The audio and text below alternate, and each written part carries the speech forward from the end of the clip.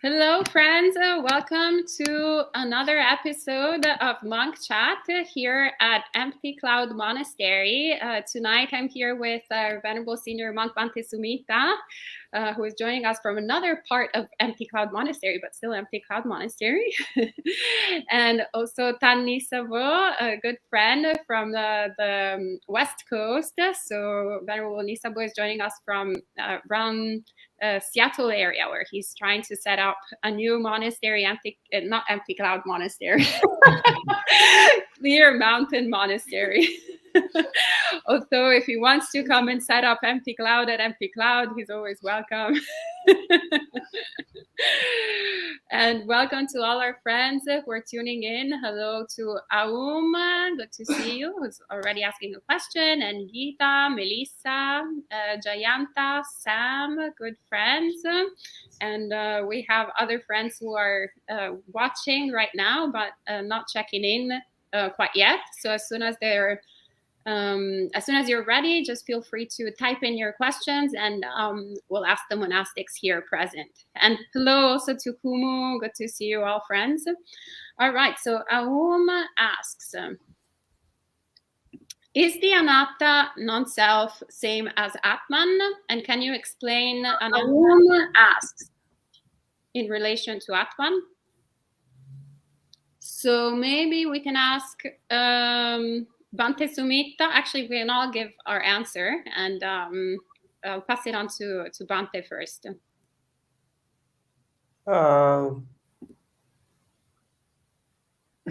Anatta, no self, as Atman. When you say no self, of course it is not the same. Anatta means no self. It is, first of all, it is not anatta, it is anatta. And atta means self, and na atta means no self, and anatta, na atta, it is the same. So it is not really Atman. Also, I think it is a little bit different from what you call even kind of soul. In relation to the Buddhist teaching, it is said, for example, the 5 aggregates. So we try to consider that those 5 aggregates as our own, me, myself, and that is where we create atta or self. And the Buddha said, if you analyze them, you find that none of these aggregates has anything that is concrete, anything that is permanent, anything that is lasting, and we have no control over any of these things, and therefore it is anatta and no self. And so the Buddha also said, yada niccang tang dukkhang. If something is anicca, or what you call impermanent, then it is dukkhang, that is suffering. If something is suffering, yada niccang tang dukkhang, yang dukkhang tadanatta. If something is suffering, there is no, we don't have any control. Then how can we call it anatta? How can we call it atta or self? Because we don't have something like that. And that is the Buddhist teaching literally on this one. And in Paticca Samuppada and other teachings are also giving little bit more actually profound explanation about this theory, especially in Buddhism. This theory of no soul or theory of no self, anatta teaching is a really, really important teaching. It's very important for us to understand the difference. Great, thank you so much, Bhante. And I'll pass it on now to Tan Nisabo to hear his thoughts on the same subject. Oh, thank you, Bhante Sumita. That was Yeah, I think, good summary of a really difficult topic.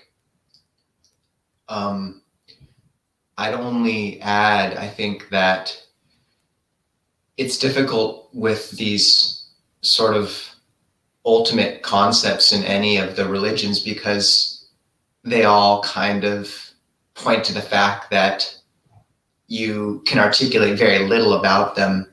So, some versions of describing Atman might also say this is a state beyond words. And I think you can come to this strange singularity where you could equate everything with everything else because you can't speak about things in detail in those realms as much. I think what is distinct about Buddhism is the teaching on not self. Whenever you encounter new and more refined states of concentration, there's a tendency to be blinded and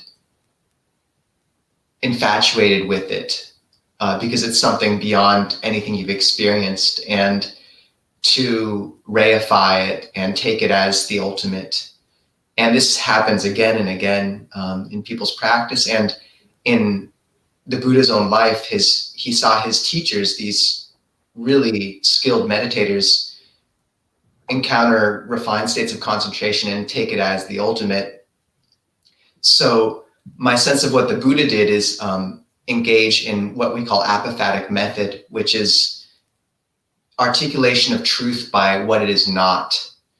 And the Buddha was a brutally precise apophatic specialist. So seeing all of his teachers and compatriots get caught on these refined states of concentration and labeling them Atman or the ultimate, he articulated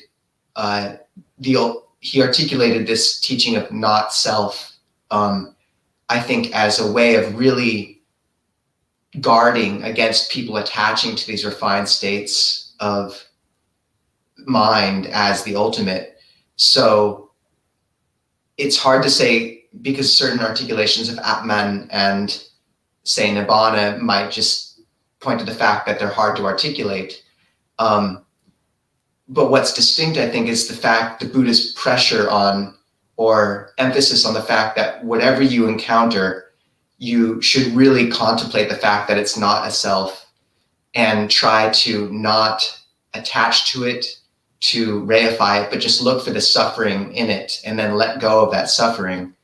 And if you do that repeatedly, then you can arrive at Nibbana, the deathless. And he was very vague about what that was, but I think not self is very powerful as a strategy and inclination of the whole teaching. And that's what's distinct about it, in that it guards against the dangers of concepts like Atman or these other things, and that people just tend to encounter deep states of concentration and take it as that. So anatta is distinct in that it's pointing to the fact that whatever you encounter, just continue to let go of it.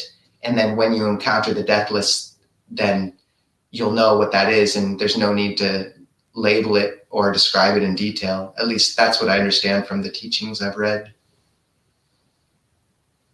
Thank you so much, Venerable. And well, both of you have said many things about non-self, and in relation to the self. So I guess what I can add perhaps is just an invitation on seeing how does this apply to us on a day-to-day basis. So, we often can read about non-self, or we can hear Dhamma talks about non-self, but then our experience is that there is a self, that there is a soul, or something that really, really is who we are. And we can kind of, actually the Buddha invites us to do this exploration of constantly questioning what is it that we think is who we are.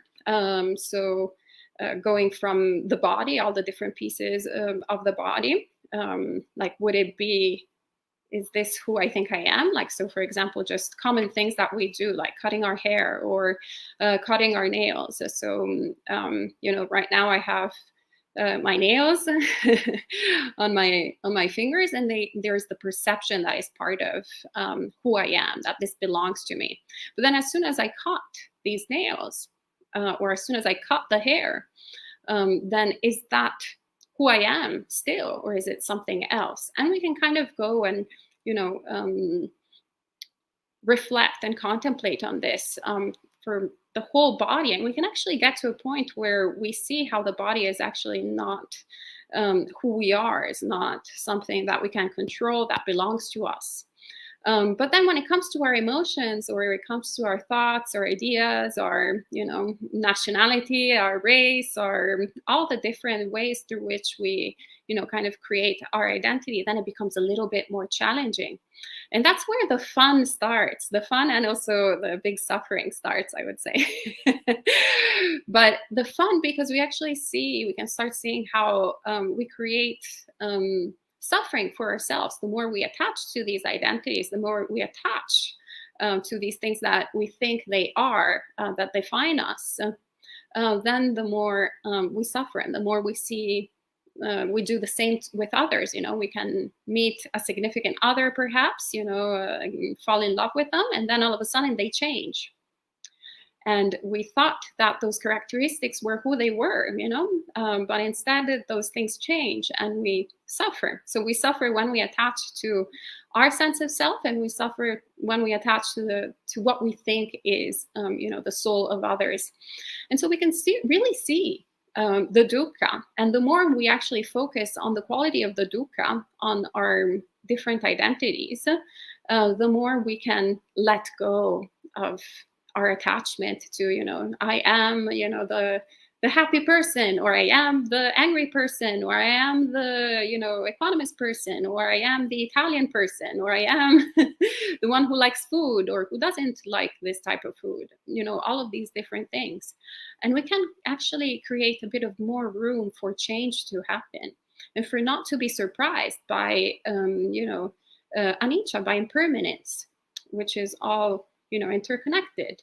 They're the three characteristics that define every single moment of our existence: anicca, anatta, and dukkha.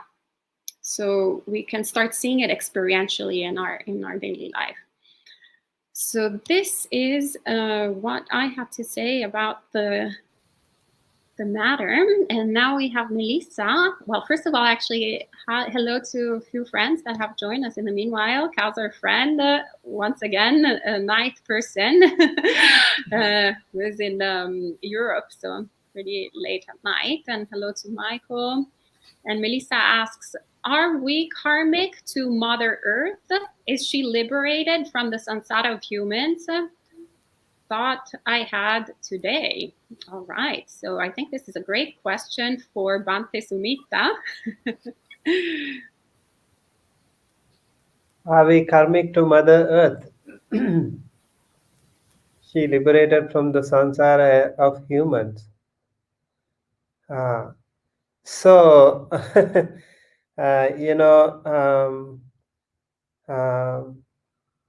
we can say we of course, as humans, we are connected to the nature for sure. But we also have to take care of the nature. We also have to preserve the nature, and that is also our duty, because nature is part of us, and it doesn't belong to only us, and nature belongs to, like, for example, the Mother Earth. If you say, it's good to call it a mother, because of the Mother Earth, we can survive. We have a lot of things through this. We can cultivate, we can survive. And it is said the Mother Earth has so much patience. Like, no matter what you do to the Mother Earth, all the damages we do to the Mother Earth, the Mother Earth still be so patient. And I think sometimes the Mother Earth also gets little angry and do some punishment to us. And so whatever it is, I don't know if you have to call it like karmically connected, but definitely Mother Earth consists of the four elements, Pathavi, Apo, Tejo, Vayu. Just like we, all of us, are consisted of, we are also endowed with Pathavi, Apo, Tejo, Vayu. Pathavi means the earth, the solid element in us, and then Apo is the liquidity that we have, different kinds of like the blood and the tears and all kinds of things that we have inside, and that liquid nature.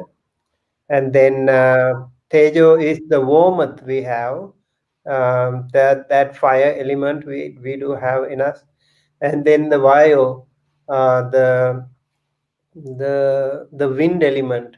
We have these. Sometimes we have Uddangama Vayu, and that is the upward wind. And then sometimes we have Adhogama Vayu, the downward wind. We also have different kinds of winds. And these four elements are there in our body. And so is in the earth, which is an external um, um, composition of all these things. And Mother Earth is really important. And sometimes we can also say, like, it is our good karma that we were born in this earth.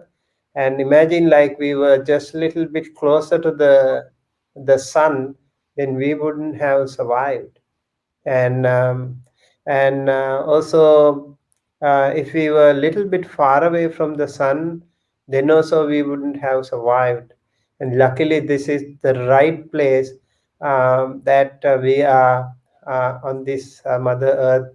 So we have the exact, suitable, right, ideal temperature, the climate, the weather, everything in this Mother Earth, so that we can cultivate. We have the water here, we have a lot of plants and all these things here, and so that we can live our life peacefully and happily. But I think, by thinking of it, we also have to be a little bit more grateful to the Mother Earth. In that sense, I mean to say, like, we have to be a little bit more respectful to the Mother Earth. We as humans have done so much damage to the Mother Earth, and we think that we solely own this whole universe, so we can do whatever we want. We really can't think so, because this is very diverse. There are other sentient beings too. They also have the space for themselves. Therefore, we have to respect the Mother Earth, and the fauna and the flora, all the things in the nature. We have to be respectful. Um, is she liberated from the sansara of humans? I would like to say, like, if you become a liberated person, definitely the Mother Earth will be happier, because you are not going to damage the nature. You will actually be more respectful to the nature. You will harmonize with the nature. That way, I think the Mother Earth will be benefited too. Thank you so much, Venerable. And then we have Kumo, who's asking Venerables, what is the Pali word for awareness? As I understand, mindfulness, clear comprehension equals sati, and sati sampajana, consciousness equals vijnana. Oh, clear comprehension, sati sampajana, and consciousness equals vijnana. So as far as I am aware of, awareness is usually the translation of the word apamada. That is normally what you find in translations. But the beauty of translation is that each translator will, it's the beauty and the trick, will pick a different word. So it depends on the translator, but usually Venerable Bhikkhu Body uses for apamada awareness or heedfulness. I seem to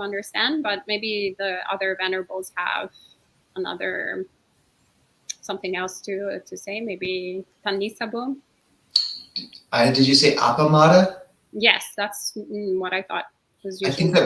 think that might be diligent or diligence or alert, like heedfulness, but I'm not sure in this context.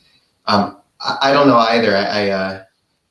I've always heard, those terms become a bit mixed together. So sampajanya, I've always heard as sometimes awareness, but it's hard to parse out mindfulness and awareness and vijnana from one another. So.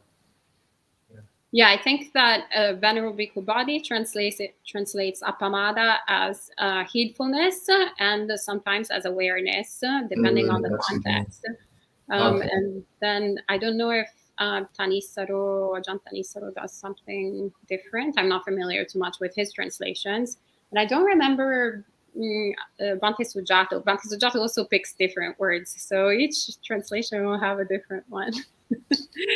And I don't know, Bhante Sumita, maybe you can share how you translate different terms. Yeah, I think appamada should be, for me, it looks like more diligent or like heedlessness. That is what we call appamada. For example, in the Panchasila, we say, what do you call, Suramere Majjapamadattana Veramani. Sikkhapadang Samadhyami, I undertake to observe the precept to abstain from drinks and drugs. That goes heedlessness. So it is more to do with the heedless when we say pamada. So apamada would be the other way, heedfulness, right? So in many suttas, including the Satipatthana Sutta, we have the Buddha talks about that aranyagatoa, rukkhamulagatoa, sunyagara and then nisidati pallankang abhujitwana ujunkayang panidhaya parimukang sating upattapetva. Then these three words, there are three words like sati. Bhante, do you remember the three words? So one is sati. Let me check. Upasangharati is, are we thinking Anapanasati Sutta or the Satipatthana Sutta? Yeah, I'm talking about the Satipatthana. So there are three words. Yes, I have it. Upasamharati is one of them. That's to compare. And then Pachawekati is to contemplate. And then I think Janayasi is to know. And then only after that is to become mindful. But I could be wrong. I know two of those. Atapi sampajano satima. Atapi means diligent. And that is also diligent. And sampajano means clearly knowing, clearly comprehending. And satima is mindful. So here also, as Ayasoma said, sampajanya is more to do with clear comprehension. I did, if I may, there's a great essay by Ajahn Sucitto called Mindfulness and Its Friends and Relatives, where he kind of dives into these terms. And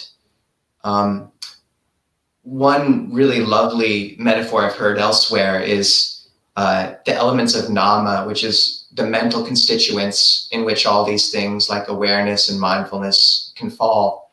The pinky finger is like feeling, and your pinky is very sensitive, you know, if you stick it in cold or hot water.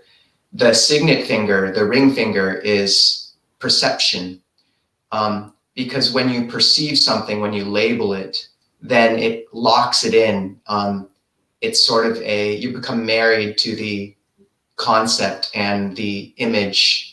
There's a certain transition and a selfing which occurs usually around that.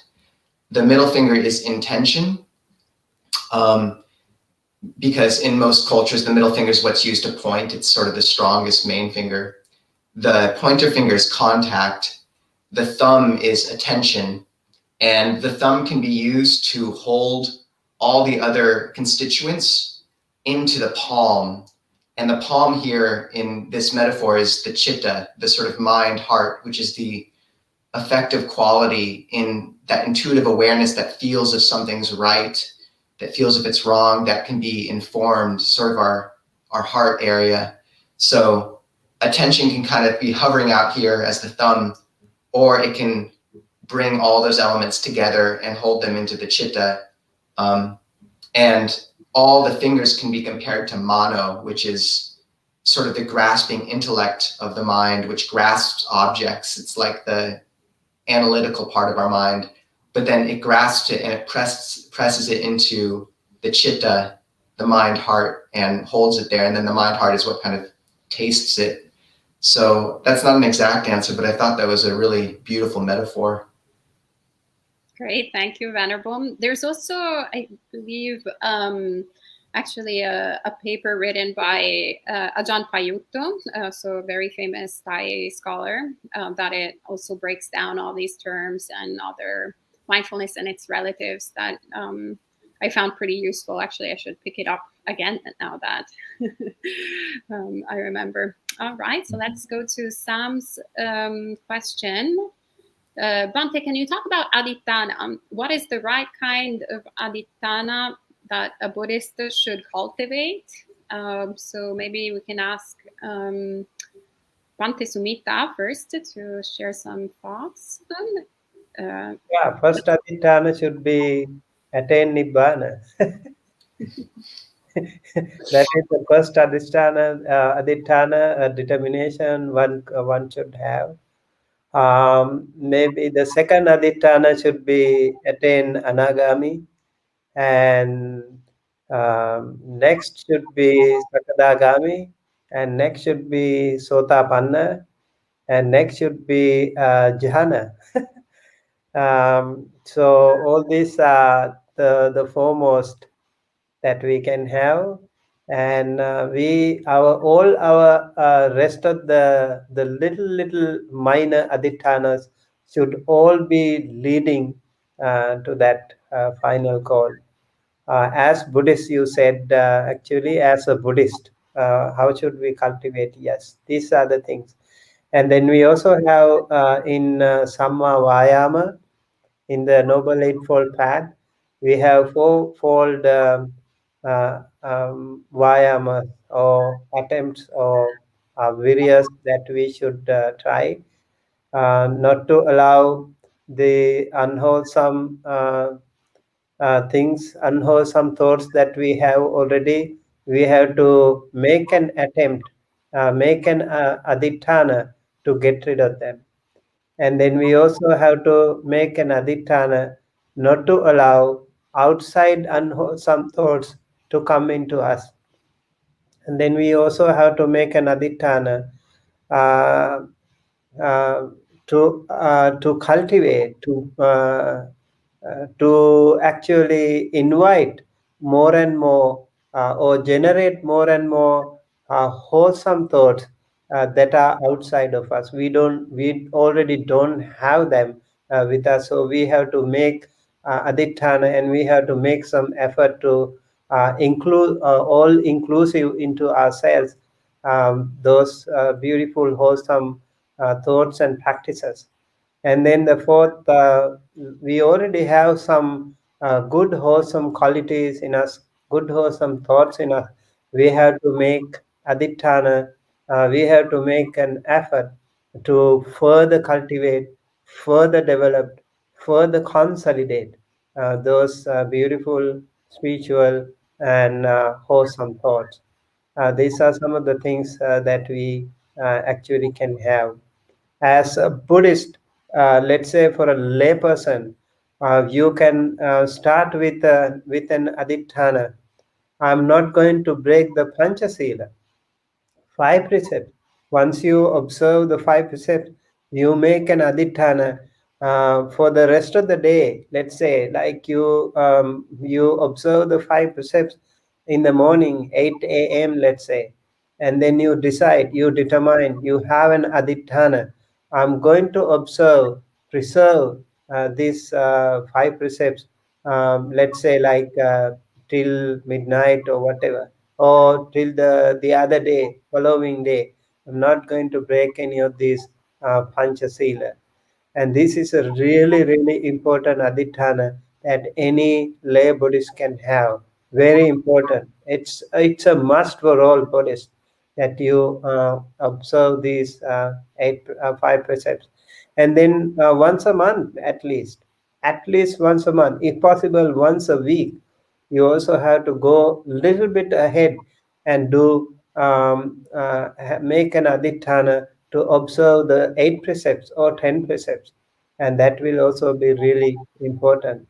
And then once in a while, maybe once in 6 months or once a year, go for a 10 days retreat or something, and make an Aditana.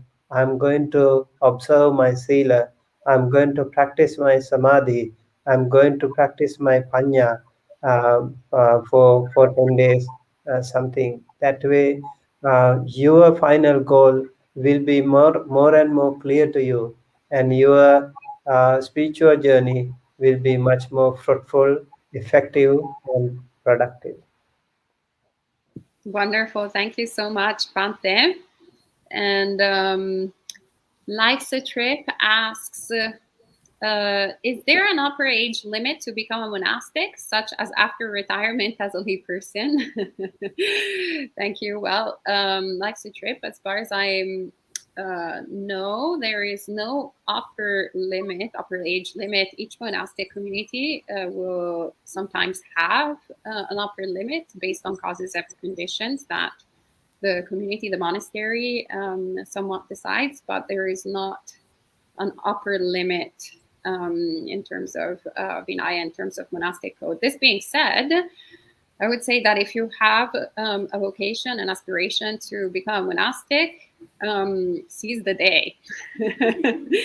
You want to be, the younger, the better. That's because this, as actually Bhante Sumita, was explaining the different aditanas, you need some energy to do that. And energy, tends to weaken up as we age. So the more we take advantage of our youth and our energy, I wished I actually had found the Dhamma earlier on. All the energy that I had in my early 20s wasted in all unwholesome different activities. I could have actually invested it in awakening, would be an enlightened being by now. So if you want to ordain, instead of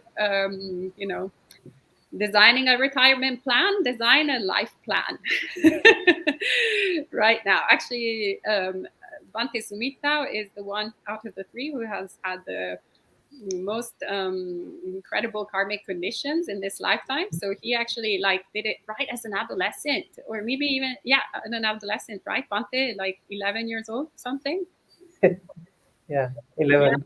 Yeah, 11, perfect. And second best is Tanisabo, about 24 or something. About that.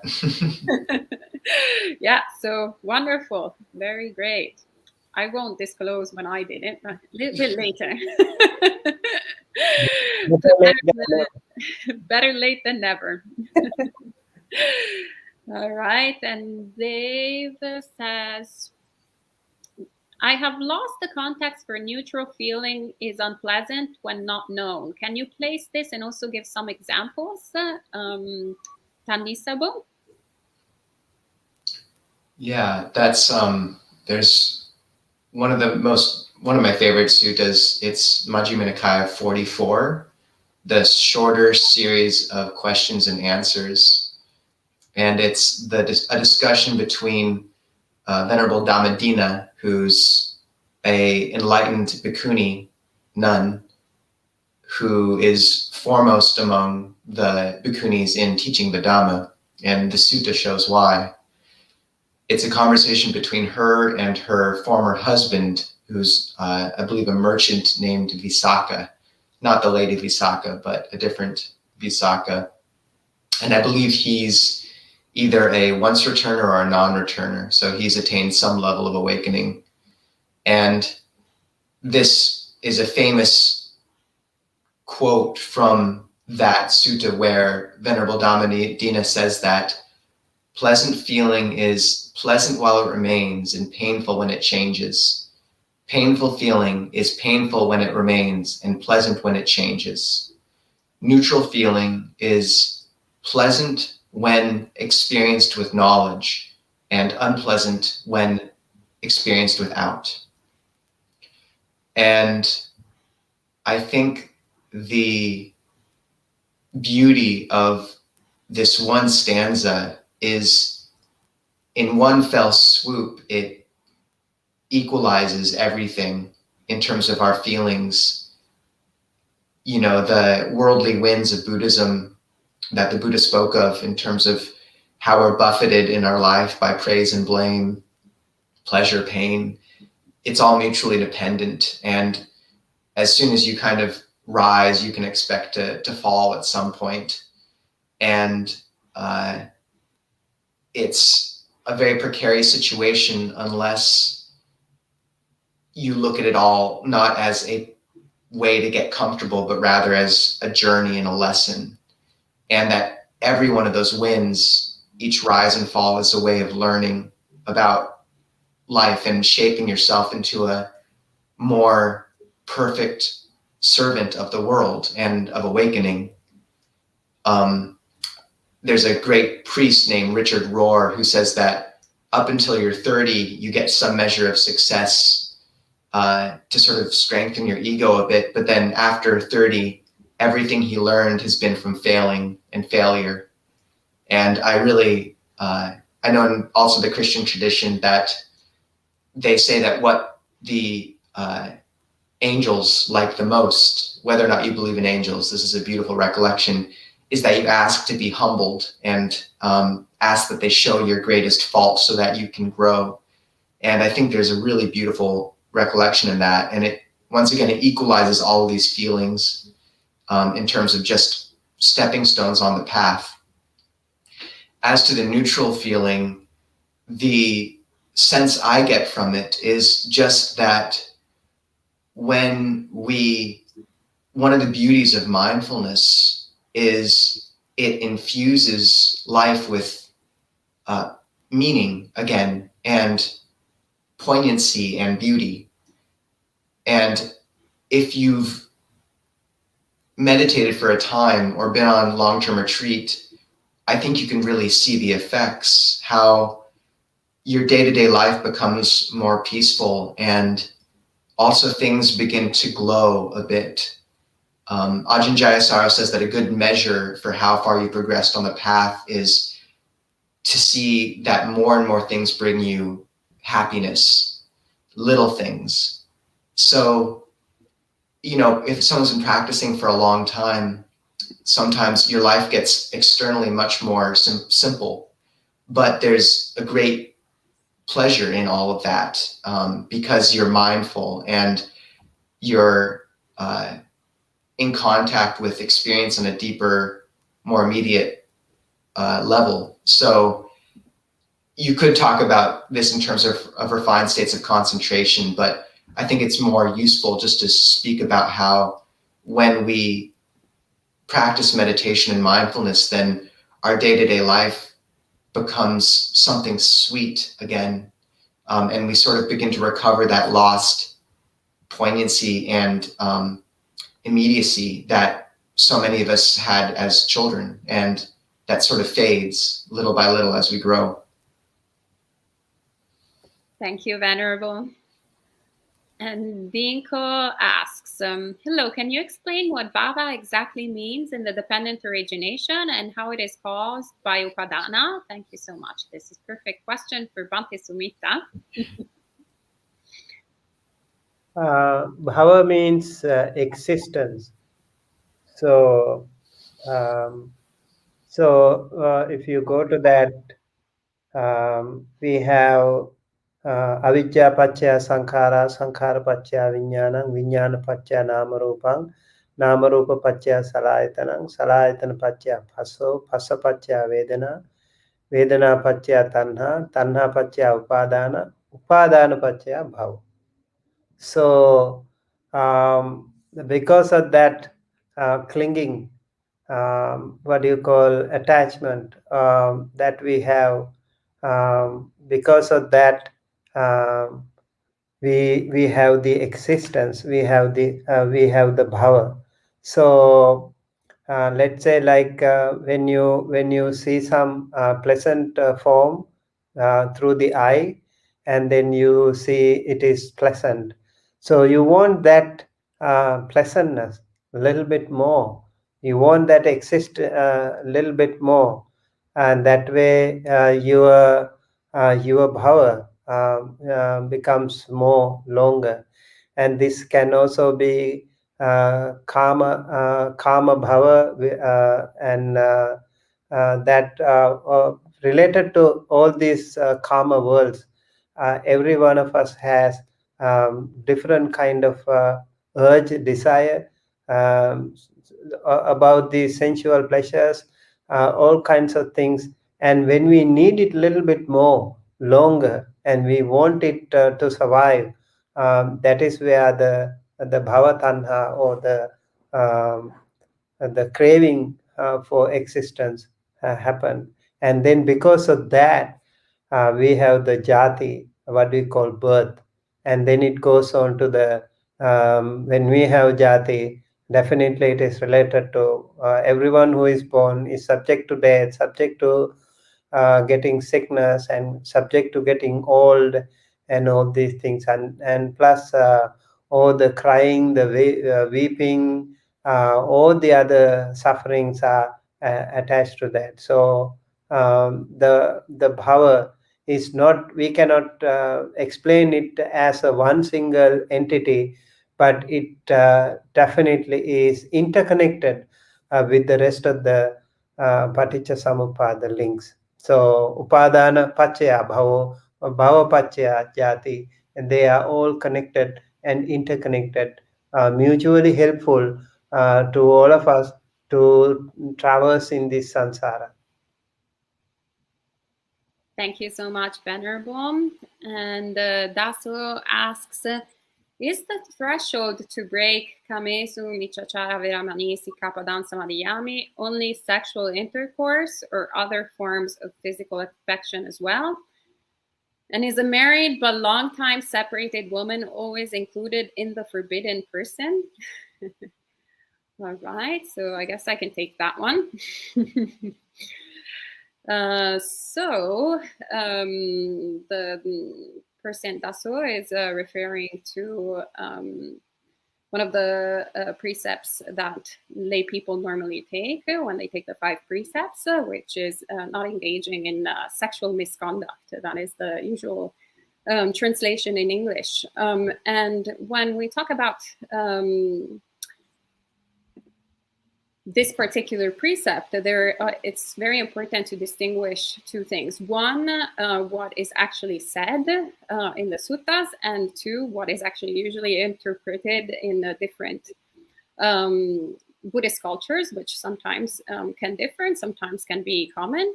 But fundamentally, my understanding of this particular precept is to fundamentally engage in sexual activities only when there is consent. So the Buddha never specifies, the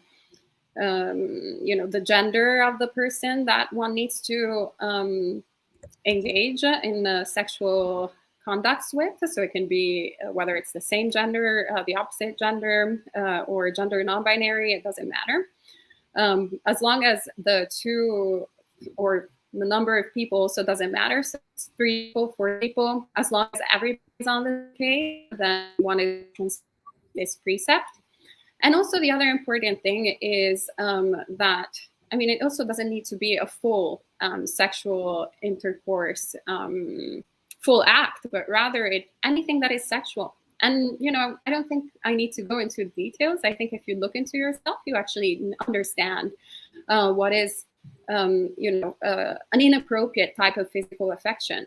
So if you're in a committed relationship with a person, and then you are physically attracted to another, for example, would it be appropriate to do any other form of physical affection? Would your partner be happy to see that?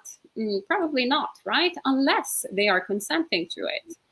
So it's very, very simple, Once you put yourself in the other person's shoes, as they say, then it's very easy to kind of not break the precepts, to kind of understand, well, I wouldn't want for this to happen to me. You know, if I cared about this person and this person did the same thing to me, not really good. But if we're on the same page and everything is all right, then nobody gets harmed, nobody is hurt.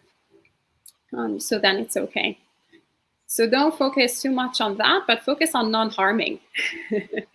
Don't focus on ways out, on going, maybe if I only do this, well, it's not the full thing. The mind, can be such a tricky, thing to behold. Anyway, NPL quotes the suttas. And why do you call them fabrications? Because they fabricate fabricated things. Thus, they're called fabrications. What do they fabricate as fabricated things? For the sake of formness, they fabricate form as a fabricated thing. For the sake of feeling, they fabricate feeling as a fabricated thing. For the sake of perception, for the sake of fabrication hood, for the sake of consciousness hood, they fabricate consciousness as a fabricated thing, etc., etc. I believe that this is Ajahn Thanissaro's translation, and I know that Thanisaro is a fan of Tanjaf, so I'll pass it on to Thanisaro to answer the question that I think actually, there is not a question, there's actually just a quote. I was expecting it to be on the thing after it. So it might be too long actually, and I think It's okay. I can speak to the quote. It's there's something to say to it, definitely. Great. Go ahead. Although I'm not sure my head can fit above it. And I just want to highlight how I really appreciated that answer, Ayasoma, on the Kamesu Michachara. I think, there's not a perfect equation for it, but I think you can see in your heart. The quote that was put on the screen and nearly obliterated my body was from Sutta 2289 in the Samyutta Nikaya, and it's a really interesting sutta, but it basically, when I've heard Ajahn Thanisaro speak on it, what he points to is the fact that we have this impression that we walk into the world and we're contacted by different things and they make us angry or sad or happy. But in the wheel of dependent origination, the cycle of dependent origination, which Bhante Sumita was speaking to, there's nearly 5 or 6 links before sensory contact.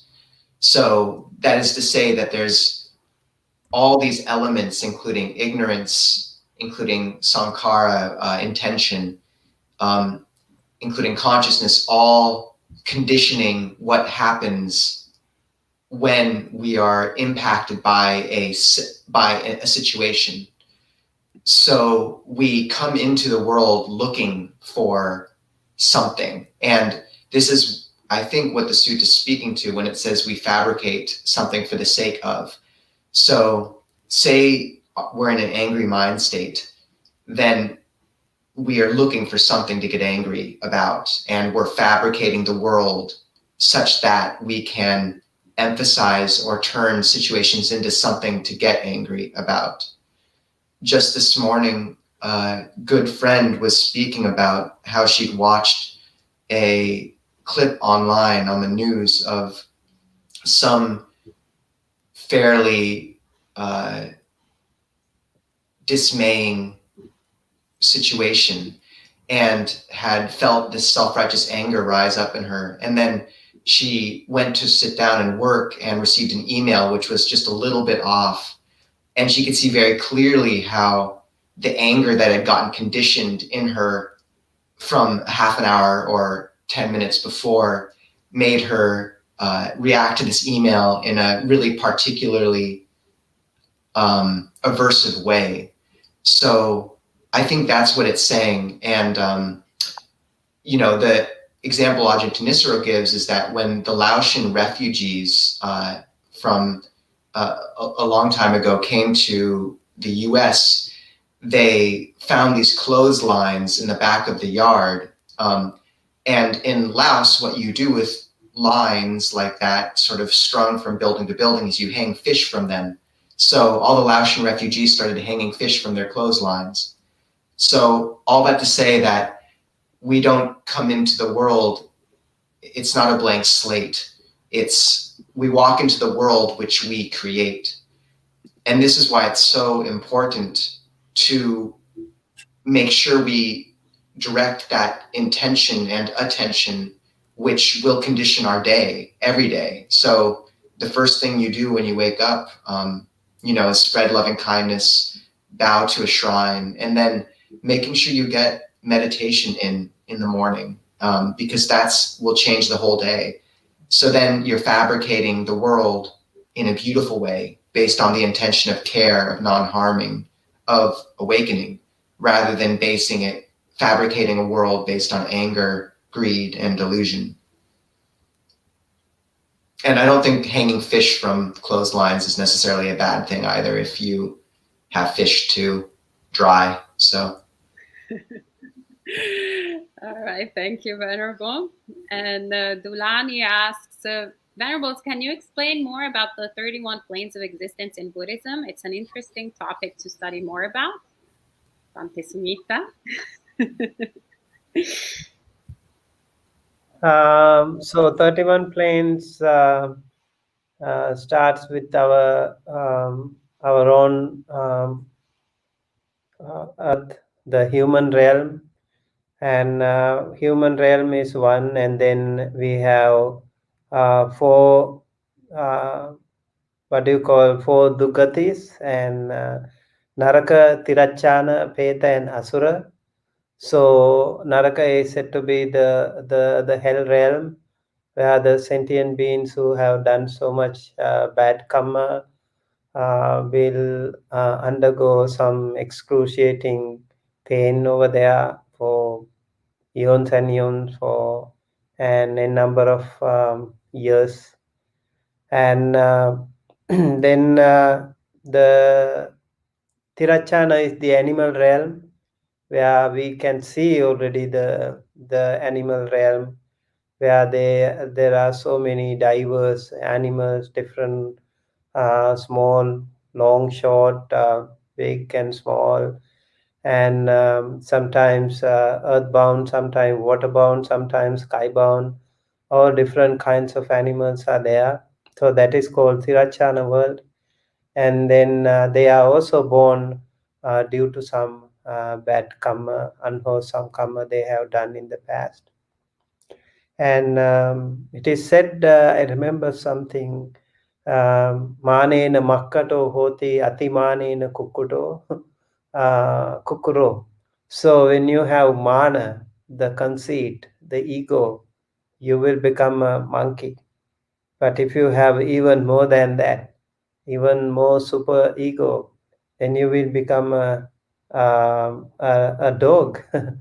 um, because and the other animals also can be, definitely even in the animal realm there are different classes of animals. So there are some more privileged animals, some more very underprivileged animals also are there.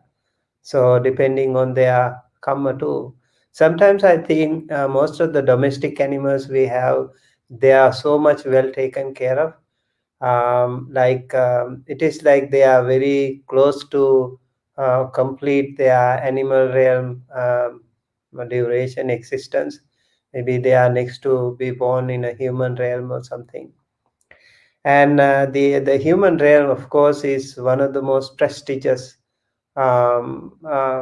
existence that one can have. I personally feel very good with the human realm, because humans are only can become a Buddha. according to Buddhist teachings. So only humans can become a Buddha, and as a human being, you can become a Buddha. Of course, you can be born as an animal and then come back. That's a different thing.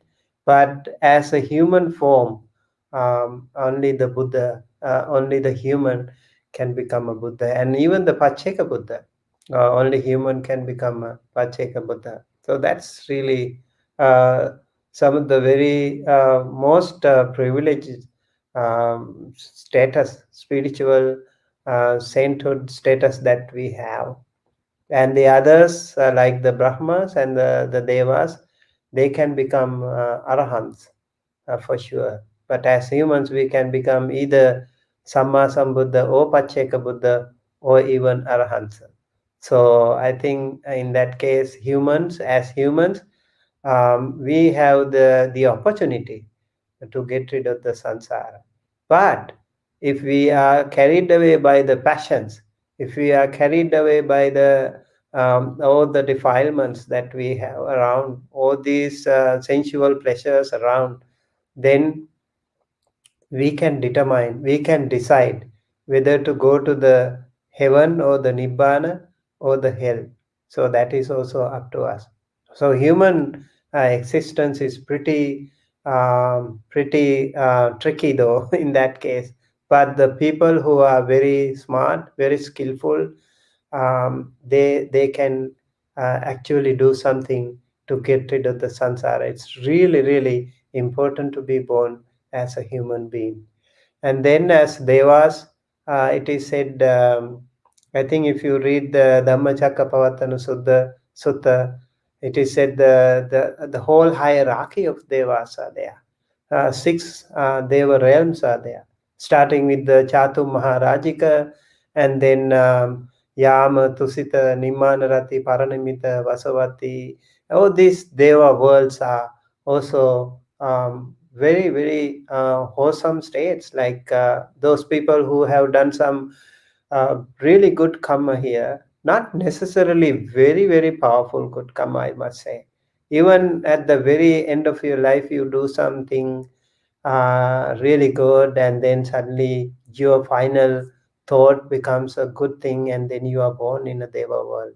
That there are certain, definitely, there are some really powerful Deva worlds where you have to conscientiously, you have to deliberately do some really powerful good karma. And also in the Deva world, the lifespan is much more. And in the Chatu Maharajika Deva world, it is said just close to our human realm. One day is like 50 human years. And when you go to next level of Deva world, it is one day is 100 human years. So they are called what do you call celestial years. So their lifespan is much more, much longer, and they are also always born with so much privileges, so much happiness, and they are, some of them, it is said like their food is happiness, joy, piti, and that is always there with them. And remember, devas can not necessarily be always good. Some of the devas can be very angry too. They also can have jealousy. All these things can still be there with them. And yeah, some I remember a story where a manduka, what do you call a frog, he was also, it is said, listening to the dhamma, and another man was also listening to the dhamma with a stick on it, walking stick with him, and then he pressed the walking stick on the frog, and he died while listening to the dhamma. Somehow he was born in the deva realm. And then in Mata Kundali's story, a young man who was very sick, and then Buddha went to him at the very last moment of his life, and then he saw the Buddha. He was so happy. He died immediately with a good heart, good thought. He was born in the Deva realm too. So there are some devas like that. So some of the devas, like maybe Anathapindika Deva, even Mahamaya, the Buddha's mother. She was born in the Deva realm. They are really also very powerful devas, and so many other devas are also there. Yes, so their lifespan is much more. They have many beautiful stories about devas. Venerable Moggallana, he has interviewed many devas, and they are mentioned, recorded in Vimanavatu, beautiful stories. And he has interviewed them. He has asked them, "How come you become so beautiful? Your body becomes so beautiful and also so radiant, and also such a good smell from your body, like miles and miles. We can smell your body smell." That beautiful fragrance, how does it happen? What good karma you did as a human?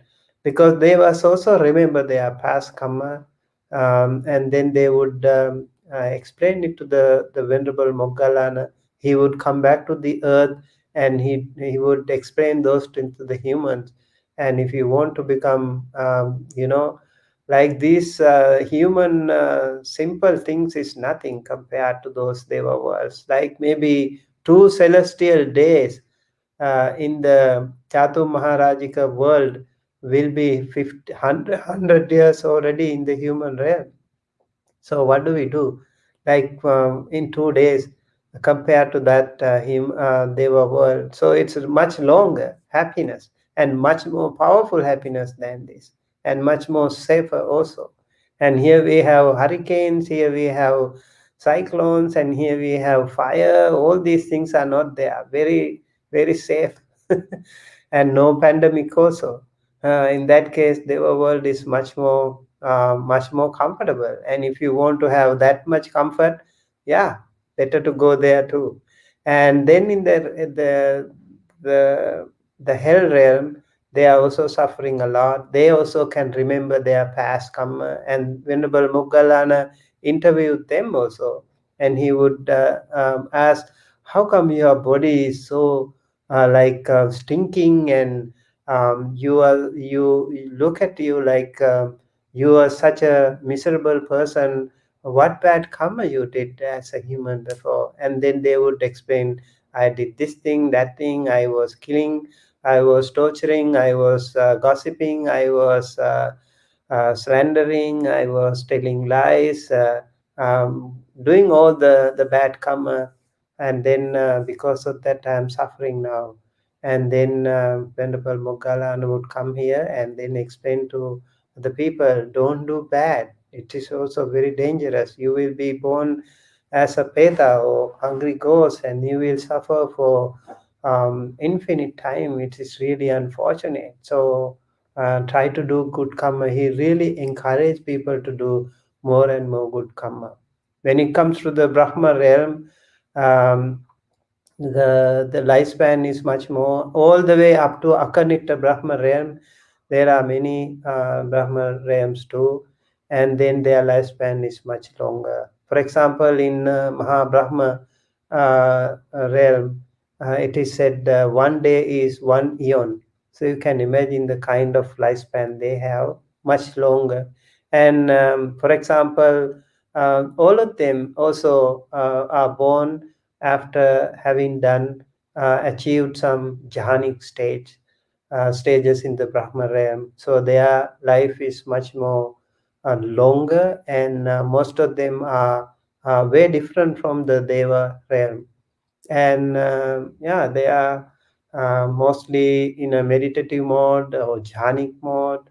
And some of the people who have attained anagami, non-returner stage, they can be born in the Brahma realm and immediately become arahanta.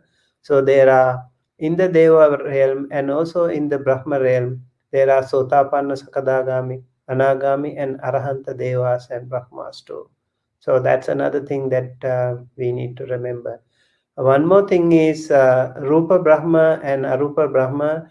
Material Brahma realm and material Brahma realm are there.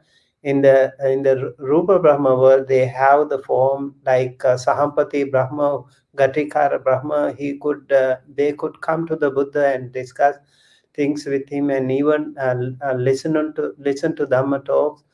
And but the Brahma realm, in the immaterial Brahma realm, Arupa Brahma realm, they cannot they don't have a body, only the mind.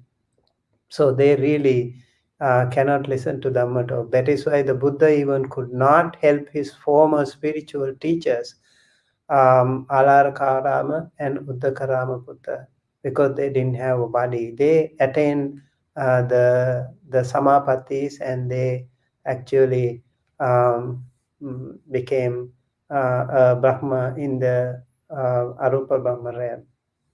So that is very interesting. But most important thing is to, I think, attain Sotapanna, Sakadagami, Anagami, Arahanta. And whether you are in the human realm or Deva realm or the Brahma realm, all this are not very important. More important is to get rid of this samsara. Thank you. Thank you very much, Venerable, and thank you for the reminder of what is important. So it was very good. And Wilval asks, good evening, Venerables. Can you talk about the startle reflex during meditation? I can be meditating peacefully and then a car backfires outside, which jolts me out of meditation. Does this reflex diminish with practice? I think I can address this one. So, yeah, well, briefly, it was a little bit related to actually what we were talking about earlier in terms of the characteristics of existence, and in particular, actually, on the characteristic of impermanence. So we see this actually in the really good example that you gave oops, a little technological issue. Yeah, and the example that you gave about getting startled during meditation. So we can have some really peaceful and very relaxing states in meditation, and we can become attached to them. And then as soon as something happens that shifts, and it doesn't have to be actually a car backfiring outside. It can be as simple as a bird singing a little bit too loudly, or maybe the cat jumping on us. Then we get startled, and that's because once again we can see how the mind naturally takes anything as permanent rather than as impermanent. So we, even in the small little things, we have a really weird way of not seeing things as they really are and attaching to a pleasant feeling or an unpleasant feeling. We see a pleasant feeling, we feel it attached, and an unpleasant feeling, we feel it attached. It doesn't really matter. And the neither pleasant or unpleasant, well, we're actually not even looking at them. So we're cultivating this ignorance, cultivating the ignorance that prevents us from seeing the characteristics of existence. So yes, of course, getting startled diminishes with practice, because we start seeing, we start getting more in tune with reality. We start looking at things more clearly, more closely. And that's basically the translation that actually Bhante Sudaso shared of Upekkha that I found very useful, which is seeing things closely. So when we see something closely, then we start really seeing, like if I see the hand, I start seeing all these little folds in the hand and starting to notice different characteristics that I hadn't seen before.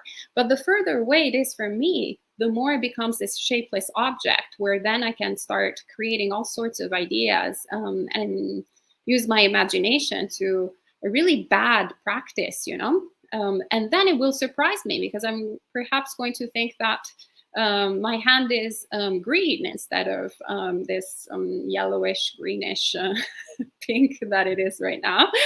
And then when it gets closer, I'm like, oh, wait, I get startled. I become confused because it doesn't match the movie that I created in my mind.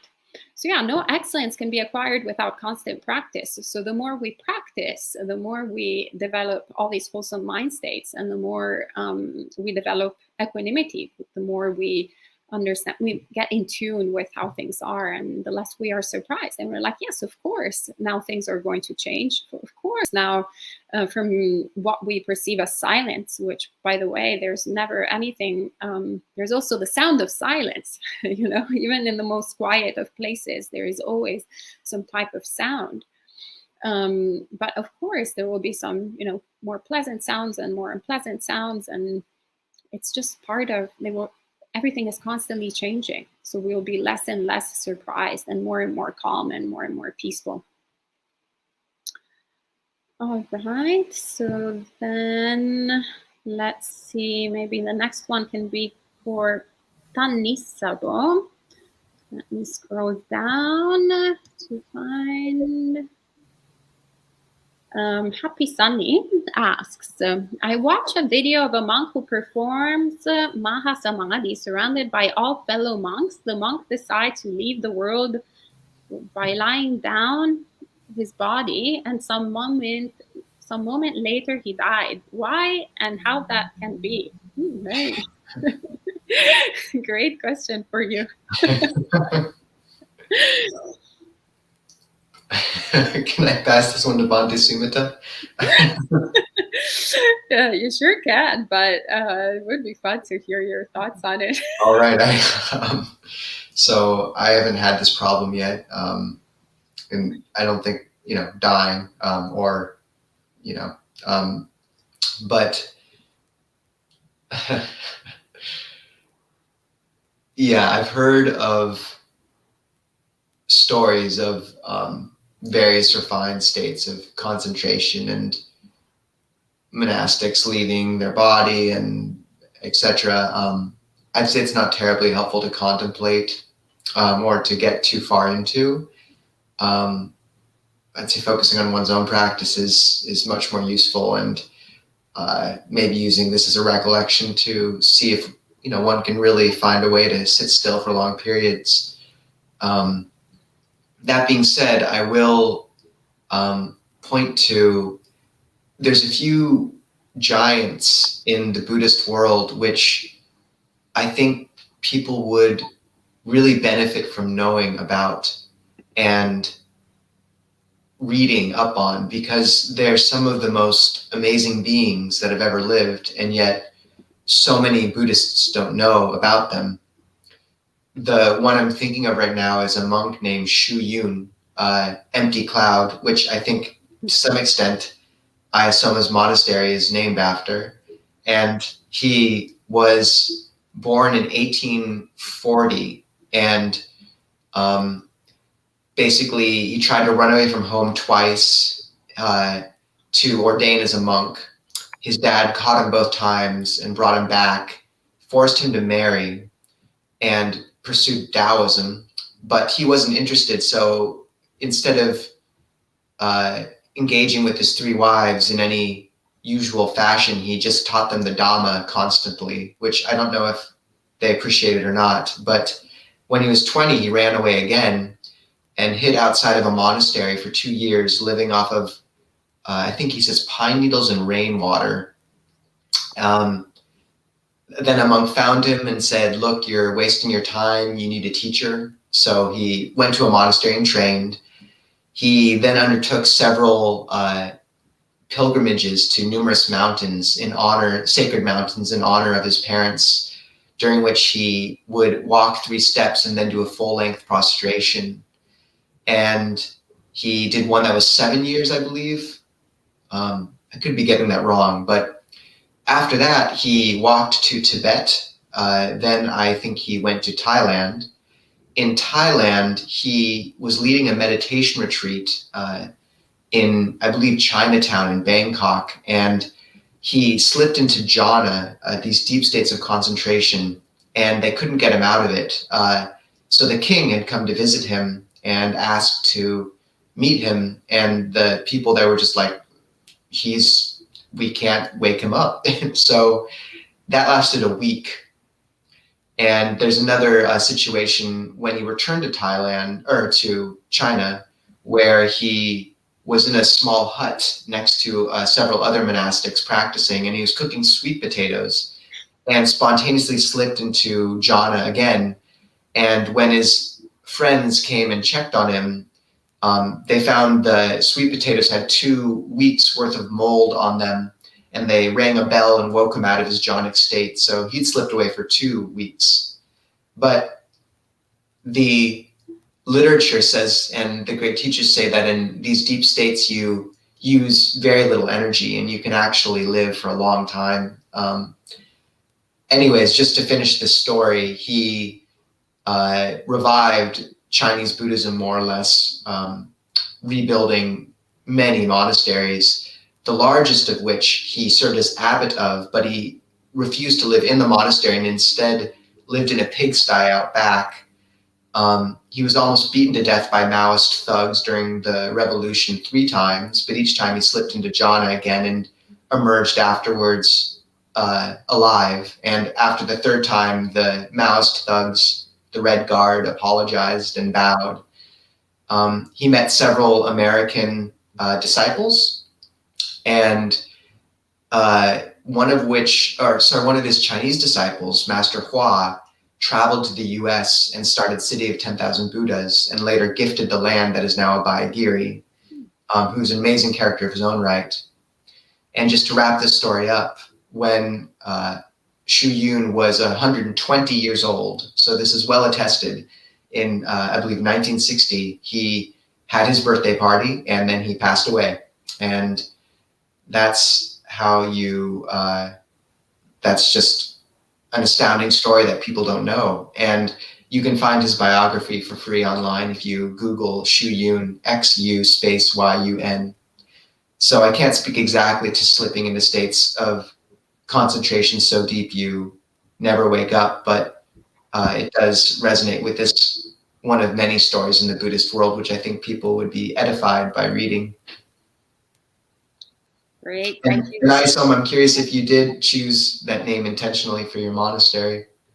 Yes, actually, it was also part of the different reasons for which we decided to pick Empty Cloud, also because it was the name of a monk, of a Buddhist monk, and it's he's very well known actually in the Mahayana tradition, but a little less known within the Theravada tradition. So we kind of like the fact that it was not that obvious, but also, yeah, it kind of gives the idea that this monastery is welcoming to every single tradition of Buddhism. And so, yeah, it made sense. But the original part of the name of monastery was Cloud. The Cloud part was there since its inception. So it used to be Saint Cloud Monastery when it was a Catholic monastery. Mm-hmm. And we are in the neighborhood of St. Cloud in West Orange. So we thought that if we substituted the empty to the saint, it would be a little bit more Buddhist, but still keep the I like that. yeah, the history and the identity. And then there was, of course, Empty Cloud, the monk. So it all just kind of matched. Made a lot of sense. And the last question is actually a follow-up from, well, it's actually the question from the quote that we had, that Pial had brought up before. And her question was, are Sankara fundamental of all 5 aggregates according to that passage? So since we heard a lot from Tanissamo about this particular passage, then I'll pass it on to Bhante Sumita for the last last words of the monk chat, and in particular on this question.